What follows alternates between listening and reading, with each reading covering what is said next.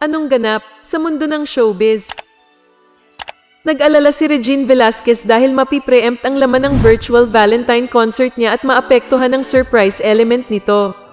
Hindi na sinabi ni Regine kung ano ang nagpabulabog sa kanya, pero agad nitong ipinakiusap sa kanyang mga follower na kung pwede ay baklasin ng mga ito ang natanggap na mga material sa gagawin niyang concert, ang Freedom. Hi guys, pakiusap lang, may nag-leak na materials from the concert. Please pa-delete naman. Sabi ni Regine. Umaksyon naman agad ang mga tagahanga niya at nanawagan din sa mga kapwa fans. Unang Valentine concert ito ni Regine online. Kaya ganun na lang ang pag-iingat niyang masilip ang mga gagawin at kakantahin niya. Lalo at medyo mahal ang tiket. So, ang tanong, sino ang sumabotahe sa concert ni Regine? Shoutout nga pala sa mga iyaking viewers dyan. Welcome kayong umiyak sa comment section. Kung hindi ka pa nakasubscribe, ay huwag ka nang mag-subscribe at i-click mo na lang ang dislike. Anong ganap sa mundo ng showbiz? Viral ang lambingan moment ni Robbie Domingo at Regine Velasquez. Sa Instagram, ibinahagi ni Regine ang paggaya nila ni Robbie sa post ng celebrity couple na sina Catherine Bernardo at Daniel Padilla. Yung totoo pala ang Kathniel fever. Sobra kaming nahawa ni Robbie Domingo. Pero yung last na pic parang hinimatay na ako. Love you, Kathniel. Sabi ni Regine sa caption. Dahil dito, inasar ng mga netizen ang asawa ng Asia's songbird na si Ogie Alcacid. Ogie, leave the group. Shot puno, boss Ogie. Kabahan ka na, Ogie Alcacid. Anong masasabi mo sa balitang ito? Anong ganap sa mundo ng showbiz? Naunang mag-release ang ABS-CBN ng statement na kanselado ang Valentine Digital Concert ni Regine Velasquez. Ilang minuto pagkatapos ay sinigundahan ito mismo ng Asia's Songbird. Pinamagatang Freedom ang concert ni Regine sa mismong araw ng mga puso.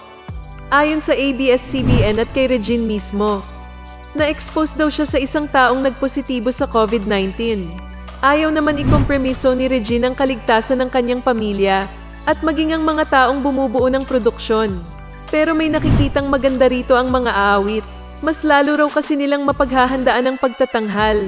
O-honor naman daw ang mga nakabili na ng tickets. Ang bagong petsa nito'y hindi pa masabi hanggat hindi pa ganap na namomonitor ang health condition ni Regine. Ano sa palagay nyo? Sana ay matuloy na ang kapana-panabik na concert ni Regine. We wish her all the best. Salamat sa panonood ng Artista PH YouTube channel. Huwag kalimutang mag-comment, mag-share at mag-subscribe. Anong ganap sa mundo ng showbiz? Hindi nagpahuli ang singer na si Regine Velasquez sa pagkanta sa karaoke gaya ng ginagawa ng maraming Pilipino. Sa kanyang Instagram, ibinahagi ni Regine ang isang video kung saan makikita na nagka-karaoke sila ng kanyang pamilya. Kaduwet ni Regine ang kanyang kapatid na si Jojo at kinanta nila ang sarili niyang kanta na Forever.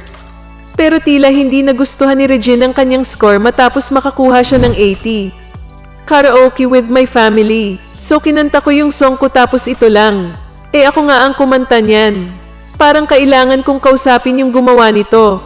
May daya Biro ni Regine sa kanyang post.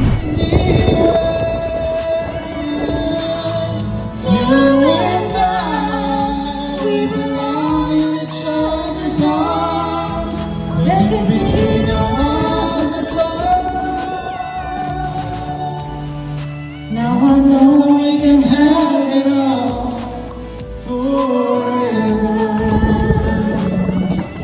Each night Anong masasabi mo sa balitang ito? Anong ganap sa mundo ng showbiz? Gusto ko nang bumitaw. Hey, hey, gusto ko nang bumitaw. Hey, hey. Grabe naman! Galing ba yun? Grabe! Nagulantang ang kapamilya viewers sa panibago na namang pagbanat ni Asia's Songbird ng OPM hit na Gusto Ko Nang Bumitaw. Guest kasi nitong Sabado, April 1 sa It's Showtime si Songbird na naging player pa ng segment na Isip Bakla.